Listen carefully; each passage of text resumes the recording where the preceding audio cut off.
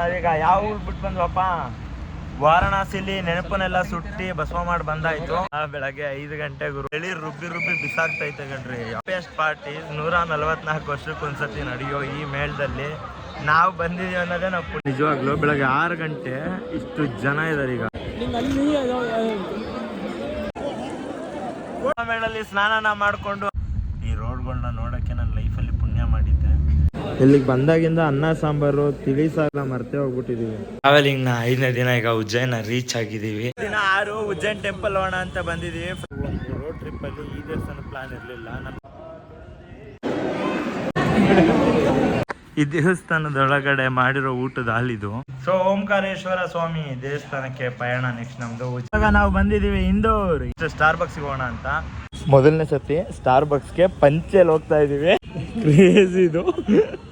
ನಾವಿದೀವಿ ಇಂದೋರ್ನ ಒಂದು star bucks tea ಕೊಡ್ಕೊಂಡು ಹೋಗೋಣ ಕರ್ಕೊಂಡು ಸ್ಟಾರ್ ಬಕ್ಸ್ ಬಂದಿದ್ದೀವಿ. ಪಾನಿಪುರಿ ಬೆಂಗಳೂರು ನಮ್ಮೂರು ಎಲ್ಲ ತಿಂದಿದ್ದಾಯ್ತು. ಈಗ ಇಂದೋರಲ್ಲಿ ತಿನ್ನೋ ಪರಿಸ್ಥಿತಿ. ಎಲ್ಲೇ ಹೋದ್ರು ಇವರು ಡಿಫ್ರೆಂಟ್ ಫುಡ್ ನ ಟ್ರೈ ಮಾಡೋರು.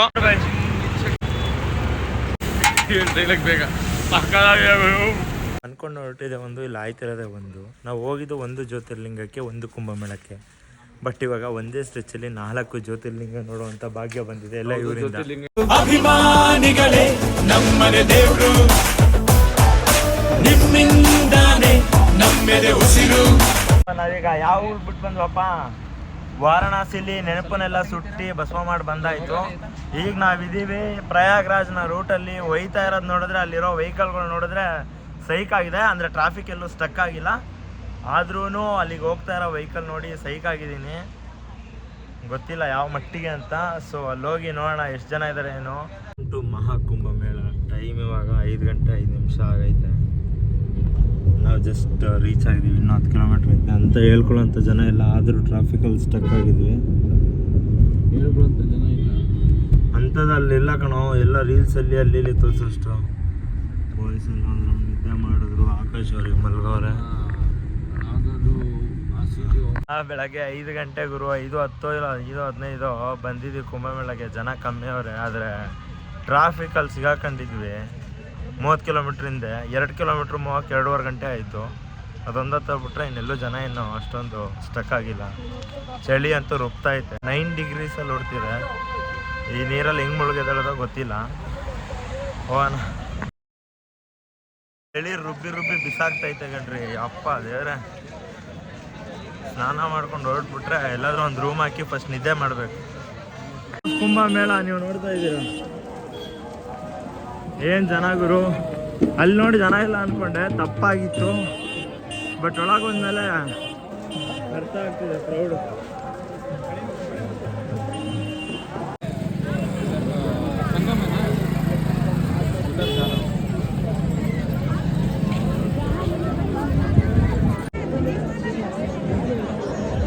ಪಾರ್ಟಿ 144 ವರ್ಷಕ್ಕೊಂದ್ಸತಿ ನಡೆಯೋ ಈ ಮೇಳದಲ್ಲಿ ನಾವು ಬಂದಿದ್ದೀವಿ ಅನ್ನೋದೇ ನಾವು ಪುಣ್ಯ. ಏನಂತೀರಿ ಈ ಕುಂಭಮೇಳದ ವಿಶೇಷತೆ ಏನು? ಗ್ರಹಗಳು ಒಂದು ಕಡೆ ಅಲೈನ್ ಆಗ್ತೇವೆ ಅಂತ ಏನೋ ಮಾಹಿತಿ. 3 ನದಿಗಳು ಸೇರಿ ಈ ನೀರಿಲ್ಲಿಗೆ ಬರುತ್ತೆ. ಸೊ ಒಂಚೂರು ಪವಿತ್ರ ಆಗ್ಬೋದೇನಪ್ಪ. ಪವಿತ್ರ ಆಗುತ್ತೆ. ಒಂದು ಎರಡನೇದು ಆ ಗ್ರಹ ಒಕ್ಕೂಟ ಇದೆಯಲ್ಲ, ಗ್ರಹ ಕೂಟ, ಆ ಕೂಟದಿಂದನೇ ಎರಡನೇದು ಎಫೆಕ್ಟ್ ಅಷ್ಟೇ. ಸಿಂಪಲ್. ಒಂದು ನಂಬಿಕೆ, ಬಿಲೀಫ್. ನಿಜವಾಗ್ಲೂ ಬೆಳಗ್ಗೆ 6 ಗಂಟೆ ಇಷ್ಟು ಜನ ಇದ್ದಾರೆ. ಈಗ ಬರೀ ಬೆಳಗ್ಗೆ 6 ಗಂಟೆ ಅಷ್ಟೇ. ಎಲ್ಲಿ ಅಪ್ಪ ದೇವರೇ, ಜನ ಮರಳು ಜಾತ್ರೆ ಮರಳು ಅಂತಾರಲ್ಲ, ಇದು ಸತ್ಯವಾದ ಮಾತು. ಹಳೆ ಕಾಲದಲ್ಲಿ ಯಾರನ್ನೂ ಸುಮ್ಮನೆ ಹೇಳಲ್ಲ. 6 ಗಂಟೆ ಗುರು. ಇನ್ನು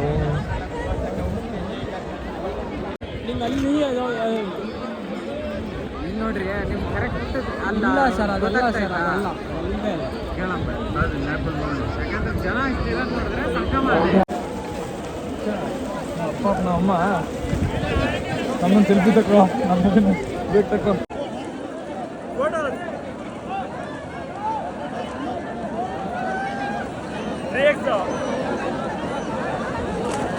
ಮೇಳ ನೀರಲ್ಲಿ ಮುಳುಗೆದ್ಮೇಲೆ ಸಿಕ್ತಿರೋ ನೆಮ್ಮದಿನೇ ಬೇರೆ. ಈ ಥಂಡಿಗಿರೋದಕ್ಕೂ ಚಳಿಗೂ ಈ ನೀರಿಗೂ ಹಾಳಾಗಿರೋ ನೋವು, ಕಿತ್ತೋಗಿರೋ ನೋವು ಎಲ್ಲದು ಮರೆತು ಹೊಸದಾಗಿ ಜೀವನ ಶುರು ಮಾಡೋಣ ಅಂತ ಫೀಲ್ ಬಂದ್ಬಿಟ್ಟಿದೆ ಗುರು.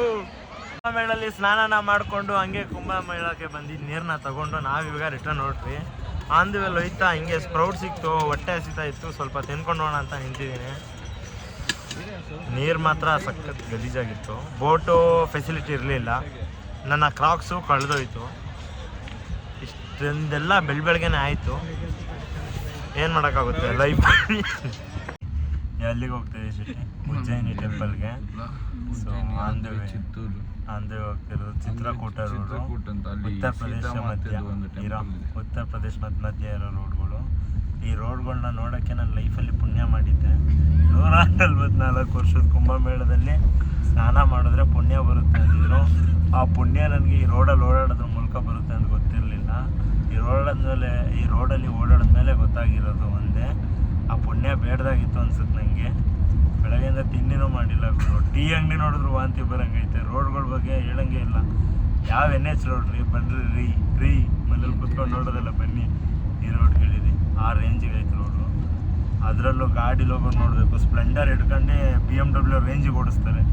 ಇದನ್ನೆಲ್ಲ ನೋಡಿ ನಮಗೆ ಒಂದು ಮ್ಯಾಚ್ ಬಾಕ್ಸ್ನ ತೊಗೊಂಡು ಗಿರಿ ಹಚ್ಕೊಬಿಡಲ್ಲ ಅನಿಸುತ್ತೆ. ಇನ್ನು ಮುಂದೆ ಏನೇನಿದೆಯೋ ನೋಡೋಣ.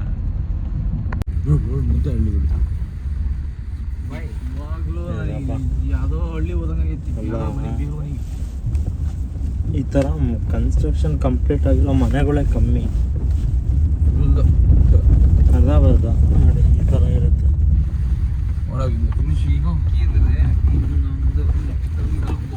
ಯಾರು ಗೊತ್ತಿಲ್ಲ ಇದ್ರೆ ಐಫೋನ್ ಸ್ಟೆಬಿಲೈಸೇಷನ್ನೇ ಇಷ್ಟು ರೇಂಜಿಗೆ ಶೇಕ್ ಆಗ್ತಿದೆ ಅಂದರೆ ಅರ್ಥ ಮಾಡ್ಕೊಳ್ಳಿ. ಊಟಕ್ಕೆ ಅಂತ ಬ್ರೇಕ್ ತೊಗೊಂಡಿದ್ದೀವಿ. ನಿಯರ್ ಮಧ್ಯಪ್ರದೇಶ್ ರೀಚ್ ಆಗಿದ್ದೀವಿ. ಸೊ ಫುಲ್ ಟ್ರಾವೆಲಿಂಗಲ್ಲೇ ಹೋಯಿತು. ಅದೇ ಲಾಸ್ಟ್ ಬ್ಲಾಗಲ್ಲೂ ಹೇಳಿದ್ದೆ, ಕೇರಳ ಹೋದಾಗ ರೋಡ್ ಟ್ರಿಪ್ ಅಂದರೆ ನೀವು ಎಲ್ಲಿಗೆ ಹೋಗ್ತೀರ ಅನ್ನೋದಕ್ಕಿಂತ ಜಾಸ್ತಿ ರೋಡಲ್ಲೇ ಸುತ್ತುತ್ತೀರಲ್ಲ, ಅದೇ ರೋಡ್ ಟ್ರಿಪ್ಪು. ಒಳ್ಳೆ ಮಜಾ, ಒಳ್ಳೆ ಟಾಕ್ಸ್, ಒಳ್ಳೆ ಇಂಟ್ರೆಸ್ಟಿಂಗ್ ಆಗಿ. ಬನ್ನಿ ಊಟ ಗಿಟ್ಟ ಹಾಕೊಳ್ಳುವ ಹೊಟ್ಟೆಗೆ. ಇಲ್ಲಿಗೆ ಬಂದಾಗಿಂದ ಅನ್ನ ಸಾಂಬಾರು, ತಿಳಿ ಸಾರು, ಮೊಸರನ್ನ ಎಲ್ಲ ಮರ್ತೇ ಹೋಗ್ಬಿಟ್ಟಿದ್ದೀವಿ. ಬರೀ ಪರಾಟ, ರೊಟ್ಟಿ, ದಾಲ್ ಕರಿ, ದಾಲ್ ಕಿಚಡಿ ಇವೇ ಆಗೋಗೈತಿವ್ರು. ಅದು ಬಿಟ್ಟರೆ ಲಸ್ಸಿ. ಇದು ಬಿಟ್ಟು ಬೇರೆ ಇನ್ನೇನೂ ಇಲ್ಲ ಇಲ್ಲಿ. ಈರುಳ್ಳಿ ದೋಸೆ ಥರ ಇದು. ಚಾಟ್ ಮಸಾಲ, ಈರುಳ್ಳಿ, ಮಸಾಲ ಪಾಪಡ್. ಟ್ರಾವೆಲಿಂಗ್ನ 5ನೇ ದಿನ ಈಗ ಉಜ್ಜಯಿನ ರೀಚ್ ಆಗಿದ್ದೀವಿ. ಬರ್ತಿದ್ದಂಗೆ ಒಂದು ರೂಮ್ನ ಮಾಡಿ ಬಂದರೆ ಫುಲ್ಲು ಬಾಲ್ಕನಿ ಪೀಸ್ ಅನ್ಕೊಳ್ಳಿ. ದಿನ 6 ಉಜ್ಜಯಿನ್ ಟೆಂಪಲ್ ಹೋಗೋಣ ಅಂತ ಬಂದಿದ್ದೀವಿ. ಫ್ರೆಶ್ ಅಪ್ ಎಲ್ಲ ಆಯಿತು. ಈಗ ಟೈಮ್ 12 ಗಂಟೆ. ಬೆಳಗ್ಗೆ ಎದ್ದಾಗಲೇ 10 ಗಂಟೆ ಆಗೋಗಿತ್ತು ಗುರು. ಆ ರೇಂಜಿಗೆ ಸ್ಟ್ರೇನ್ ಆಗಿತ್ತು. ನಾನೇನಲ್ಲ ಪಾಪ ಡ್ರೈವರ್ಸ್ಗಳು, ನಾನು ಮಲಗಿದ್ದೆ ಆರಾಮಾಗಿ.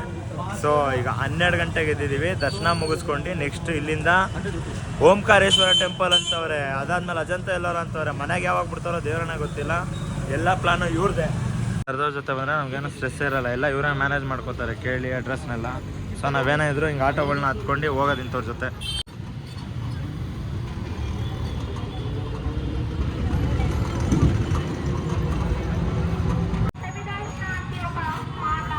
ನಾವು ಬಂದಿರೋದು ಉಜ್ಜಯಿನಿಯ ದೇವಸ್ಥಾನ. ಇಂಡಿಯಾದಲ್ಲಿರೋ 12 ಜ್ಯೋತಿರ್ಲಿಂಗಗಳಲ್ಲಿ ಇದು ಕೂಡ ಒಂದು ತುಂಬ ಪವರ್ಫುಲ್ ದೇವರು ಅಂತ ಹೇಳ್ತಾರೆ. ಇಲ್ಲಿರೋದು ಕೂಡ ಶಿವನೇ. ಸೊ ಆ ದೇವಸ್ಥಾನಕ್ಕೆ ಬಂದಿದ್ದೀವಿ. ಒಂದು ರೋಡ್ ಟ್ರಿಪ್ಪಲ್ಲಿ ಈ ದೇವಸ್ಥಾನ ಪ್ಲ್ಯಾನ್ ಇರಲಿಲ್ಲ. ನಮಗೆ ಕುಂಭಮೇಳಲ್ಲೂ ರಶ್ ಸಿಗಲಿಲ್ಲ, ವಾರಣಾಸಿಲಿ ಕೂಡ ರಶ್ ಸಿಗಲಿಲ್ಲ. ಸೊ ಹಂಗಾಗಿ ನಮ್ಮ ಹತ್ರ ಇನ್ನೂ ಒಂದಿನ ಎಕ್ಸ್ಟ್ರಾ ಸಿಕ್ತು. ಆ ಟೈಮಲ್ಲಿ ಈ ದೇವಸ್ಥಾನ ಕವರ್ ಮಾಡೋಣ ಅಂತ ಬಂದಿದ್ದು. ಏನಪ್ಪ ಅಂದರೆ ಹುಡುಗರಿಗೆಲ್ಲ ಈಗ ತಾಯಿನಾಡು ಹೋಗಿ ನಮ್ಮ ತಾಯಿಯ ಮಂದಿರಗಳು ಇಷ್ಟ ಆಗೋಕ್ಕೆ ಶುರು ಆಗಿದೆ. ಅದಕ್ಕೋಸ್ಕರ ಮಂದಿರಗಳನ್ನ ಸುತ್ತಾ ಇದ್ದೀವಿ ಅಷ್ಟೇ. ಬಟ್ ಆದರೆ ದೇವಸ್ಥಾನಕ್ಕೆ ಬರೋದು ಕೈಂಡ್ ಆಫ್ ಅ ಪೀಸ್. ಅದರಲ್ಲೂ ಈ ಥರ ಜಾಗಗಳು ಮಜಾನೇ ಬೇರೆ. ಗಂಗೆಯ ಅವನ ತಲೆ ಮೇಲೆ ನಗರ ಹಾವೆ ಸರಮಾಲೆ, ಕೈಯಲ್ಲಿ ಬೆತ್ತದ ಕೋಲು, ಮೈಯೆಲ್ಲ ವಿಭೂತಿ ಸಾಲು. ಯಾರೋ ಅವನ್ ಯಾರೋ, ಜೋಗಯ್ಯ ಜೋಗಯ್ಯ ಜೋಗಯ್ಯ ಜೋಗಯ್ಯ. ಗಂಗೆಯ ಅವನ ತಲೆ ಮೇಲೆ ನಗರ ಹಾವೆ ಸರಮಾಲೆ, ಕೈಯಲ್ಲಿ ಬೆತ್ತದ ಕೋಲು, ಮೈಯೆಲ್ಲ ವಿಭೂತಿ ಸಾಲು. ಯಾರೋ ವಿಷಯ ಗೊತ್ತಾಗಿದ್ದು, ಈ ದೇವಸ್ಥಾನದಲ್ಲಿ ರಾತ್ರಿ ಉಳಿಬಾರ್ದಂತೆ. ನೀವೇನೇ ಬಂದರೂ ಬೆಳಗ್ಗೆ ದರ್ಶನ ಮಾಡ್ಕೊಂಡು ಮಲಗೋಕ್ಕೂ ಮುಂಚೆ ಹೊರಟ್ಬಿಡ್ಬೇಕು. ಆರ್ಎಲ್ಸ್ ಇಲ್ಲೇ ಇದ್ದರೆ ನೀವೇನಾದರೂ ತುಂಬ ಪ್ರಭಾವಶಾಲಿಗಳಾಗಿದ್ದರೆ ನಿಮ್ಮ ಪವರ್ ಕಮ್ಮಿ ಆಗುತ್ತೆ. ಅನ್ನೋದೊಂದು ಇಲ್ಲಿ ಇರುವಂಥ ಕತೆ. ಅದು ಎಷ್ಟು ಸತ್ಯ ಸುಳ್ಳು ನನಗೆ ಗೊತ್ತಿಲ್ಲ, ಬಟ್ ಇದೆ, ಇರೋದನ್ನ ಜನ ನಂಬ್ತಾರೆ, ಅಷ್ಟನ್ನು ಮಾತ್ರ ಹೇಳ್ಬೋದು. ನಂಗೆ ಜನ ಕಮ್ಮಿನೇ ಅವರೇ, ಇಲ್ಲಾಂದರೆ ಇಲ್ಲೆಲ್ಲ ಲೈನ್ ನಿಲ್ಬೇಕಿತ್ತು. ಸೊ ಯಾರೂ ಜನನೇ ಇಲ್ಲ, ಆರಾಮಾಗಿ ಡೈರೆಕ್ಟ್ ಎಂಟ್ರಿ, ಸ್ಪೆಷಲ್ ಎಂಟ್ರಿಗೆ ಹೋದಂಗೆ ಇದೆ. ಅಲ್ಲೇ ಇದ್ದಾನೆ ಶಿವ.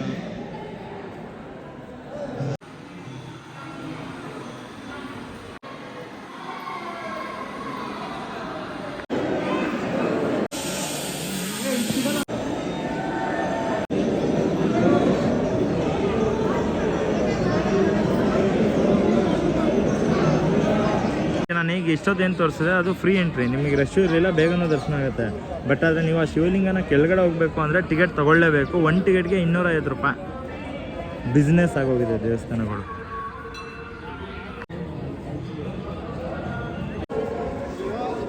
ನನಗೆ 250 ರೂಪಾಯಿ ಟಿಕೆಟ್ ತೊಗೊಂಡ್ರೆ ಡೈರೆಕ್ಟ್ ದರ್ಶನ ದೇವ್ರ ಮುಂದಕ್ಕೆ ಹೋಗ್ಬೋದು.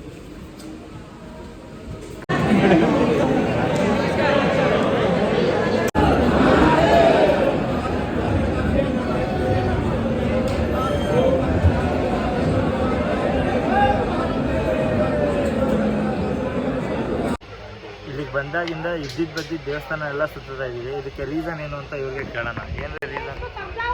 ಟೈಮ್ ಕೂಡ ಬಂದಿದೆ. ಏನ್ರಿ ಶೆಟ್ರೆ? ಒಂಥರ ಟೈಮ್ ಕೂಡ ಬಂದಿದೆ, ಸುತ್ತಾ ಇದ್ದೀವಿ.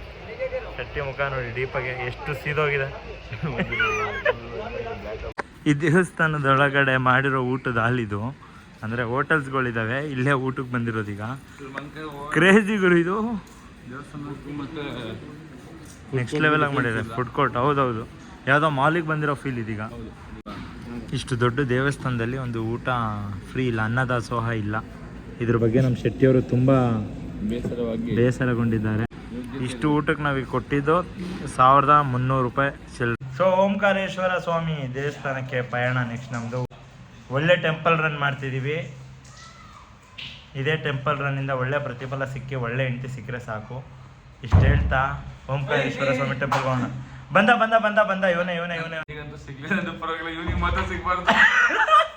ಸೊ ಇವಾಗ ನಾವು ಬಂದಿದ್ದೀವಿ ಇಂದೋರ್, ಇಂಡಿಯಾದ ಕ್ಲೀನೆಸ್ಟ್ ಸಿಟಿಗೆ. ಇದು ನಮ್ಮ ಮೈಸೂರನ್ನ ಕಿತ್ತಿ ಇದನ್ನು ಕೊಟ್ಟವ್ರೆ ಲಾಸ್ಟ್ 3 ವರ್ಷದಿಂದ. ಸಿಟಿ ಹೇಗಿದೆ ಅಂತ ನಮ್ಮ ಶೆಟ್ಟಿಯವರು ಹೇಳ್ತಾರೆ. ಶೆಟ್ರೆ ಚೆನ್ನಾಗಿಲ್ಲ, ಬಟ್ ಕ್ಲೀನ್ ಇದೆ, ಆದ್ರೂ ಮೈಸೂರು ಅಷ್ಟೇ ಚೆನ್ನಾಗಿದೆ. ಅಷ್ಟೇ, ಒಂದೇ ಮಾತು ಬಾಸ್ತು. ಈಗ ಮತ್ತೆ ಇನ್ನೊಂದು ಇಂದೋರ್ ಸಿಟಿಗೆ ಬಂದಿದ್ದೀವಿ. ಏನಿಲ್ಲ, ಜಸ್ಟ್ ಸ್ಟಾರ್ಬಕ್ಸಿಗೆ ಹೋಗೋಣ ಅಂತ. ಅಲ್ಲೊಂದು ಕಾಫಿನೋ ಟೀನೋ ಕೊಡ್ಕೊಂಡು ಅಲ್ಲಿಂದ ಮುಂದೆ ಸ್ಟಾರ್ಬಕ್ಸಿಗೆ ಬರೋಕ್ಕೆ ಯಾರು ಗೊತ್ತಾ ಕಾರಣ? ಬಾಸ್ ಬನ್ನಿ ಇಲ್ಲಿ. ಇವ್ರು ಕಾರ್ಡ್ ತಂದಿದ್ರಂತೆ, ಟೀ ಕುಡಿಬೇಕು ಅಂತ ಕರ್ಕೊಬಂದವ್ರೆ. ಅಪ್ಪ ಇಂಥ ಬಿಸಿಲು ಮಾರ್ರೆ. ಮೊದಲನೇ ಸತಿ ಸ್ಟಾರ್ಬಕ್ಸ್ಗೆ ಪಂಚೆಯಲ್ಲಿ ಹೋಗ್ತಾ ಇದ್ದೀವಿ. ಒಂಥರ ನೆಕ್ಸ್ಟ್ ಲೆವೆಲ್ಲು. ಅದರಲ್ಲೂ ನಾನು ಸ್ಲಿಪ್ಪರ್ ಕಳೆದೋಗಿದೆ ಅಂತ 150 ರೂಪಾಯಿ ಸ್ಲಿಪ್ಪರ್ ತೊಗೊಂಡು ಹಾಕೊಂಡು ಹೋಗ್ತಿದ್ದೀನಿ. ಕ್ರೇಜಿ ಇದು. ನಾವಿದ್ದೀವಿ ಇಂದೋರ್ನ ಒಂದು ಸ್ಟಾರ್ಬಕ್ಸ್ ಕೆಫೆಲಿ. ನೋಡ್ತಿರ್ಬೋದು, ನೆಮ್ಮದಿಯಾಗಿ ಅಲ್ಲೇ ಒಂದು 5 ರೂಪಾಯಿ ಟೀ ಕುಡ್ಕೊಂಡು ಹೋಗ್ತಿದ್ರು. ಟೀ ಕುಡ್ಕೊಂಡು ಹೋಗೋಣ ಕರ್ಕೊಂಡು ಸ್ಟಾರ್ಬಕ್ಸಿಗೆ ಬಂದಿದ್ದೀವಿ. 50 ರೂಪಾಯಿ ಟೀಗೆ ಶೋಕಿ. ಹಂಗೇನಿಲ್ಲ, ಸುಮ್ಮನೆ ಅಂಗವೇಲಿ ಸಿಗ್ತಲ್ಲ ಅಂತ ಬಂದಿದ್ದೀವಿ ಅಷ್ಟೇ. ಟೀ ಕುಡಿದ್ರೆ ನೆಕ್ಸ್ಟು ಟೆಂಪಲ್ ಓಂಕಾರೇಶ್ವರ. ನಮ್ಮ ತಾಯಣ್ಣ ಇವ್ರು ಯಾಕೋ ನಾಳೆ ನಮ್ಮ ಮನೆ ತಲುಪಿಸೋ ಥರ ಕಾಣಿಸ್ತಿಲ್ಲ. ಮ್ಯಾನೇಜರ್ ಹತ್ರ ಮೆಟ್ನಲ್ಲಿ ಉಳಿಸ್ಬೋದು ಫಿಕ್ಸ್.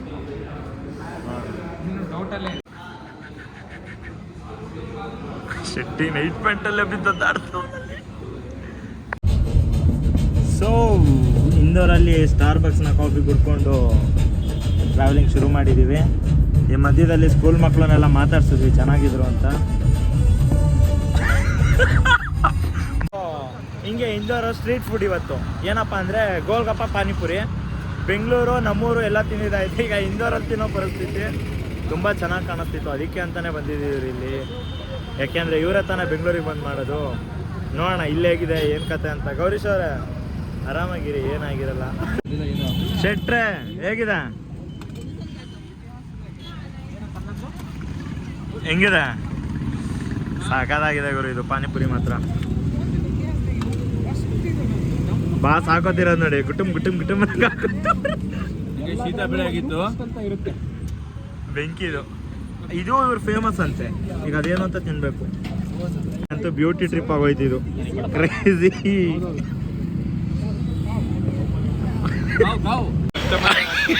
ಎಲ್ಲೇ ಹೋದ್ರು ಇವರು ಡಿಫ್ರೆಂಟ್ ಫುಡ್ನ ಟ್ರೈ ಮಾಡೋರು. So same as usual. Customise ಮಾಡ್ಸ್ಕೊಂಡು ತಿಂದಿರೋದು. ಯಾಕೆಂದರೆ ಫುಡ್ ಮೇಲೆ ಆಸಕ್ತಿ ಇದೆ, ಅದಕ್ಕೋಸ್ಕರನೇ ಒಂದು ಕೆಫೆ ಓಪನ್ ಮಾಡಿರೋದು ಕೂಡ. ಈಗ ಮೇಲೆ ಆಸಕ್ತಿ ಇದೆ ಆಗತ್ತೆ ಏನು ಶೆಟ್ಟಿ ಕಸ್ಟಮೈಸೇಷನ್ ಚೆನ್ನಾಗಿದೆ ಅಂತ. ಚೆನ್ನಾಗಿದೆ. ನೀನ್ ತಿನ್ನಲಿ. ಮೇರಿ ಕ್ರಿಸ್ಮಸ್ ನೋಡಿದ್ರಾ, ಹೇಳಿಲ್ವಾ ಬೆಂಕಿ.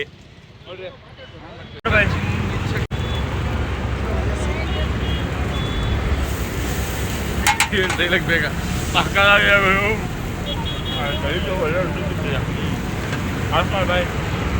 ಅನ್ಕೊಂಡು ಹೊರಟಿದೆ ಒಂದು, ಇಲ್ಲಿ ಆಯ್ತಿರೋದೆ ಒಂದು. ನಾವು ಹೋಗಿದ್ದು ಒಂದು ಜ್ಯೋತಿರ್ಲಿಂಗಕ್ಕೆ, ಒಂದು ಕುಂಭಮೇಳಕ್ಕೆ. ಬಟ್ ಇವಾಗ ಒಂದೇ ಸ್ಟ್ರೆಚಲ್ಲಿ 4 ಜ್ಯೋತಿರ್ಲಿಂಗ ನೋಡುವಂಥ ಭಾಗ್ಯ ಬಂದಿದೆ ಎಲ್ಲ ಇವರಿಂದ. ಜ್ಯೋತಿರ್ಲಿಂಗ ಒಂದೇ ಭಾಗ್ಯ ಮಿಸ್ ಮನೆ ಪಕ್ಕ ಮಲ್ಗೋದು. ಆಗಿಲ್ಲ ಮನಸ್ಸಿಂದ ಹೇಳು, ಜ್ಯೋತಿರ್ಲಿಂಗ ಸಿಕ್ಕಿದ ಖುಷಿ ಅಲ್ವಾ? ಸಿಕ್ಕಿದ ಖುಷಿ ಇದೆ. ಬಟ್ ನಮ್ಮ ಮನಸ್ಸು ಒಳ್ಳೇದು ಮಾಡ್ರೆ ದೇವ್ರು ಅಷ್ಟೇ. ಅದಕ್ಕೆ ನಮಗೆ ದೇವ್ರು ಇದು ಒಳ್ಳೆ